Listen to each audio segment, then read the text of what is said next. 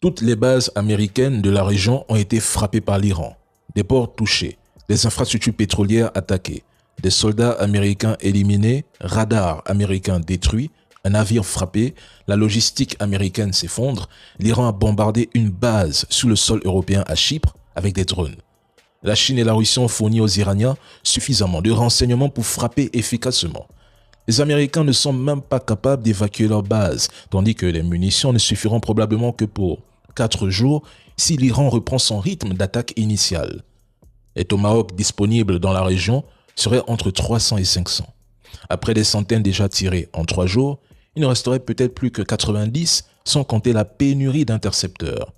L'Iran conserve une marine de plus de 30 navires et des centaines de vedettes rapides armées de missiles pour couler tous les porte-avions américains. L'Iran n'a même pas encore utilisé tout son arsenal. L'Iran détient tous les atouts, je dis bien tout, pour gagner une guerre longue.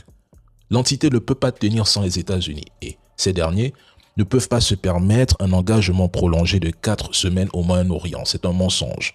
Trump clame qu'il a tout détruit en Iran. Demandez-lui pourquoi il ne déploie pas des troupes au sol si tout était vraiment détruit. Ils ont finalement compris que la mort de Khamenei n'a eu aucun effet décisif sur l'issue du conflit. Au contraire, cela a renforcé la détermination de Téhéran à poursuivre la lutte. Que vous l'acceptez ou non, c'est un échec total pour Trump et son administration. Tout avait été planifié pour une guerre éclair. Aujourd'hui, c'est le chaos. Et je réitère, les États-Unis ne peuvent pas battre l'Iran dans une guerre longue.